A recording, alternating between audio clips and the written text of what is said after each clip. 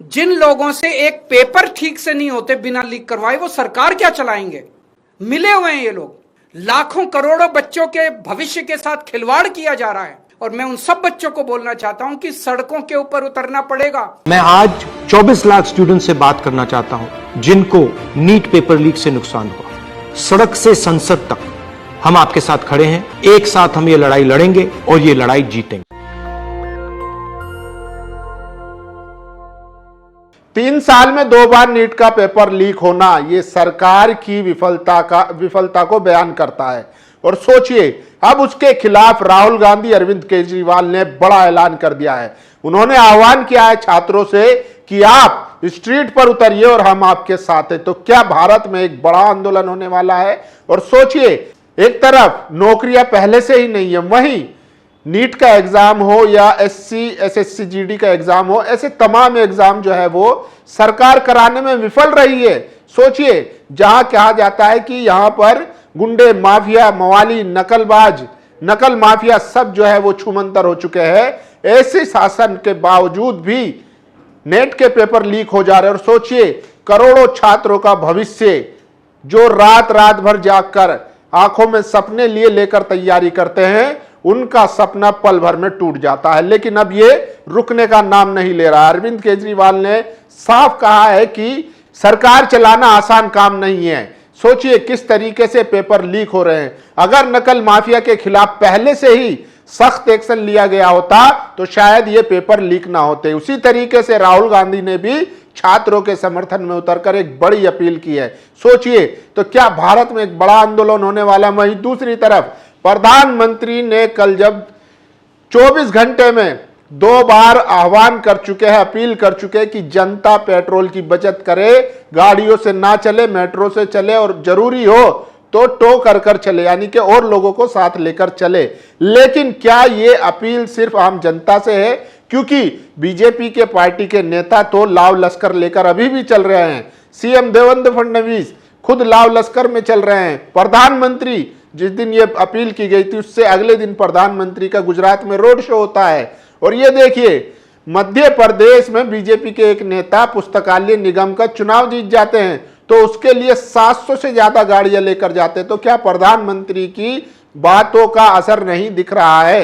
अभी जब हम आ रहे तो रोड पे देखा हमने, पूरी गाड़ियां एज इट इज जैसे कि पहले चल रही थी वैसे ही चल रही है। तो प्रधानमंत्री को अब सीरियस लेना लोगों ने शायद बंद कर दिया है। वहीं दूसरी तरफ सोने की खरीद पर भी जो अपील की थी उसको भी लेकर जनता बहुत सीरियस नहीं दिख रही है। लेकिन इस आपदा का जिम्मेदार कौन है? आखिर पिछले 2 महीने से ज्यादा से युद्ध चल रहा है, तमाम देश तैयारियां कर रहे थे, लेकिन हमारे देश के प्रधानमंत्री इजराइल में जाकर गलबैया कर कर आ गए और अब उसका असर जो है अब वो भारत में दिखने लगा है। सोचिए, 2 महीने युद्ध चल रहा था लेकिन पूरी बीजेपी और पूरा जो है यूं कह लीजिए कि पूरी सरकार वहीं पर लगी हुई थी। गृह मंत्री, 18 राज्यों के मुख्यमंत्री, प्रधानमंत्री सब बंगाल चुनाव जीतने पर लगे हुए थे। लेकिन सोचिए, इसीलिए लोग कह रहे हैं कि प्रधानमंत्री को सिर्फ लेना आता है।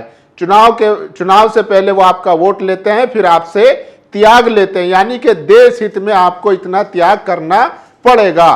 तो ये कई सारी खबरें हैं जो आज जो है सोशल मीडिया पर सबसे ज्यादा वायरल है। वहीं सोचिए, गोदी मीडिया को काम पर लगा दिया गया है कि वो प्रधानमंत्री की इस अपील को भी मास्टर स्ट्रोक बताए। सोचिए, ये रूबिका लियाकत है, ये एक सुनार की दुकान पर जाकर इंटरव्यू कर रही है, डिबेट कर रही है। तो मतलब सोचिए किस तरीके से प्री प्लान करके ये इंटरव्यू किया जा रहा है। सोचिए, जो वहां के शॉप ओनर हैं वो रो रहे हैं, अरे प्रधानमंत्री जी ने इतना कह दिया, ये मेरे लिए भाग्य की बात है और मैं प्रधानमंत्री और देश के लिए सब कुछ कुर्बान करने को तैयार हूं। लेकिन रूबिका लियाकत वहां नहीं जाएंगी जहां लखनऊ में सर्राफा व्यापारी धरने पर बैठे हुए हैं, जो कह रहे हैं कि हमारा कारोबार ठप हो गया है, जो कह रहे हैं कि हम अपने जो एम्प्लॉय है उनको तनख्वाह कहां से देंगे। प्रधानमंत्री की ये अपील बहुत खतरनाक है, वो हमारे पेट पर लात मारने का काम कर रहे हैं। सोचिए, तो रूबिका लियाकत वहां जाकर नहीं दिखाएंगी, लेकिन वो इस तरीके से पेड और प्री प्लान जो है इंटरव्यू दिखाकर लोगों को भावनात्मक तौर पर जोड़ने की कोशिश करेगी। सोचिए, नोटबंदी में क्या हुआ? नोटबंदी में भी इसी तरीके से देशभक्ति के नाम पर लोगों को लाइनों में लगाकर खड़ा कर दिया, जिसका जो है खुले तौर पर बीजेपी सांसद मनोज तिवारी मजाक उड़ाते हुए भी दिखाई दिए कि लाइन लगी हुई थी, हमने वहां पर गाना गा दिया और सबकी छाती चौड़ी हो गई और देशभक्ति के, देश हित में और देशभक्ति के लिए वो लाइन में लगे रहे। हमने कहा लगो लगो लगो। तो सोचिए, इस तरीके से लोगों का मजाक बनाया जा रहा है। और अब वही स्थिति लॉकडाउन में क्या हुआ? लॉकडाउन में थाली ताली बजवाई गई। सोचिए, बिना तैयारी के, बिना किसी प्लानिंग के सब कुछ कर दिया गया। तो क्या भारत में पेट्रोल के, डीजल की किल्लत और ज्यादा बढ़ने वाली है और इसका जिम्मेदार कौन है? सबसे बड़ा सवाल ये वहीं राहुल गांधी और अरविंद केजरीवाल ने मोर्चा खोल दिया है। उन्होंने साफ कहा है कि नीट पेपर को लेकर जो लीक हुआ है, युवा सड़कों पर उतरे और हम उनके साथ हैं। अब देखते हैं क्या जेनजी आंदोलन भारत में होगा या नहीं होगा, क्योंकि नीट का पिछले 3 साल में 2 बार पेपर लीक हो चुका है। मतलब परीक्षा नहीं करा पा रहे हैं और चुनाव कराने में इतनी ज्यादा, मतलब सोचिए, बंगाल में 2.5 लाख जो है अर्धसैनिक बल वहां पर पहुंचा दिए गए थे। 40 से ज्यादा अधिकारियों का तबादला कर दिया गया था।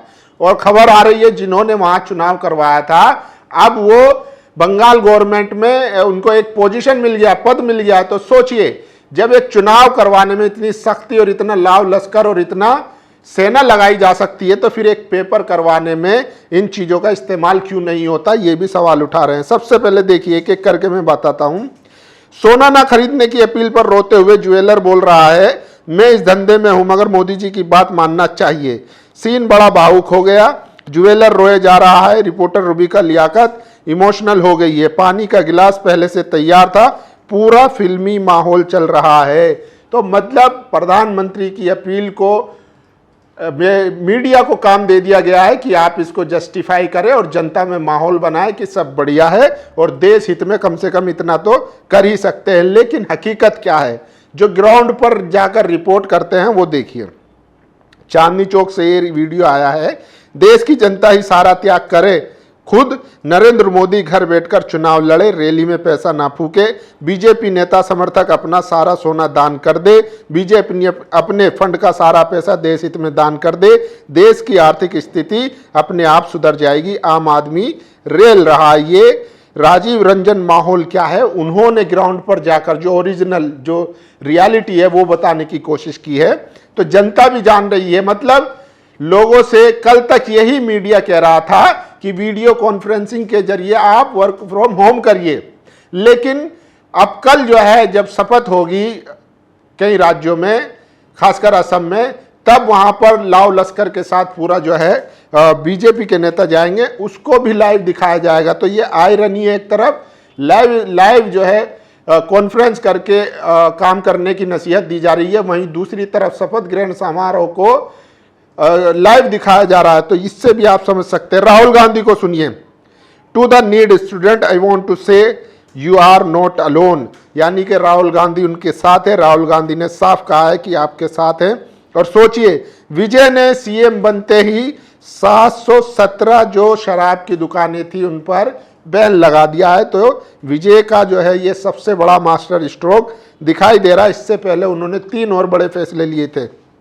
और सोचिए, बिहार में अमेरिका का व्यक्ति आ गया मिलने, वहां पर एक लड़का आलोक यादव नाम का, जो शहर में कचरा मुक्त बनाने के लिए 21 दिवसीय भूख हड़ताल पर बैठा है, वहां उससे मिलने ना डीएम आया ना मेयर आया, लेकिन एक अमेरिकी पत्रकार वहां पहुंच गया जो उसका इंटरव्यू ले रहा है। तो सोचिए, स्थिति ये है। ये रुबिका लियाकत का वो शो है जिसको लोग कह रहे हैं कि अगर स्क्रिप्ट अच्छी रहती तो और शायद बेहतर हो जाता। अरे होने दो नुकसान, हम कहीं और से थोड़ी आए थे, इसी देश से कमाया है, यहीं दे जाएंगे। पीएम की सोना ना खरीदने की अपील पर सोना कारोबारी मनोहर ज्वेलर के मालिक सुधीर सिंघल जी भावुक हो गए। तो सोचिए, रुबिका लियाकत देश हित में कितना दान करेगी, कितना सोना वापस करेगी और कितना वो साइकिल से ऑफिस जाएगी। नोएडा कब से वो साइकिल से ऑफिस जाने वाली है, ये भी उनसे एक सवाल पूछ रहे हैं लोग। किसी भी विकसित देश और समाज में अगर 3 साल में 2 बार नीट एग्जाम इस तरह पेपर लीक हो जाए, एक के बाद एक बड़ा एक्शन हो जाए, बवाल हो जाए, अगले कई दिनों तक यही सबसे बड़ा मुद्दा रहे, एग्जाम सिस्टम को ऊपर से नीचे तक बदलाव के लिए पूरा तंत्र लग जाएगा। समाज लोगों का इतना दबाव सरकार पर होगा कि उनके पास इस मुद्दे पर बयानबाजी नहीं बल्कि ठोस एक्शन दिखाने की मजबूरी होगी। अगर ऐसा नहीं होता है तो समझ लीजिए हम विकसित नहीं और हमारे लिए शिक्षा कोई मसला नहीं है। तो मसला कहाँ है शिक्षा, ये तो आप सोच सकते हैं। और सोचिए, अरविंद केजरीवाल ने साफ कहा है नीट परीक्षा का पेपर लीक। अरविंद केजरीवाल ने सरकार पर तीखा निशाना साधते हुए कहा है, जिनसे एक परीक्षा बिना पेपर लीक के नहीं करवाई जा रही है वो देश क्या संभालेंगे। नीट का पेपर 4 बार लीक हो चुका है। केजरीवाल को आप पसंद करें या न करें, वो अपनी बात बिना लाग लपेट के कहते हैं। उन्होंने कहा अगर दोषियों को पहले ही सबक सिखाया जाता तो पेपर लीक नहीं होता। अरविंद केजरीवाल जितनी मुखरता से अपनी बात को रखते हैं उनके जैसा दूसरा नेता देखने को कम ही मिलता है। तो अरविंद केजरीवाल ने नीट के समर्थन में बड़ा कॉन्फ्रेंस किया। और सोचिए, प्रधानमंत्री ने सोना विदेश यात्रा से लेकर यात्रा तक में किफायत की बात कही, सलाह दी। ये मध्य प्रदेश में पाठ्य पुस्तक निगम के नए अध्यक्ष है। ज्यादा नहीं, उज्जैन से भोपाल बस 700 गाड़ियों के काफिले में जा रहे हैं।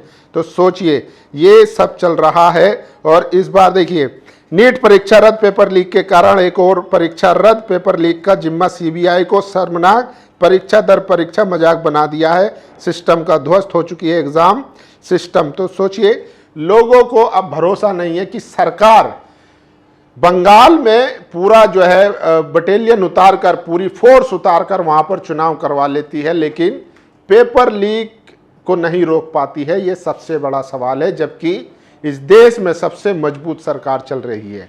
और जो पेपर नीट की तैयारी कर रहे थे वो बच्चे किसके हैं, जिनके नाम पर राजनीति की जाती है। आप लोगों की क्या राय, अपनी राय जरूर दीजिए। क्या राहुल गांधी और केजरीवाल जो कह रहे हैं कि एक बड़ा आंदोलन होना चाहिए, आप उससे सहमत है या नहीं, अपनी राय जरूर दीजिए। शुक्रिया। नेशनल दस्तक की आपसे गुजारिश है कि अगर इसको बचाना चाहते हैं तो नेशनल दस्तक को सब्सक्राइब करने के लिए रेड कलर के सब्सक्राइब बटन को दबाएं, फिर बेल आइकन की घंटी दबाएं। नेशनल दस्तक को बचाने के लिए बहुत जरूरी है कि हर खबर को शेयर करें, लाइक करें, कमेंट जरूर करें।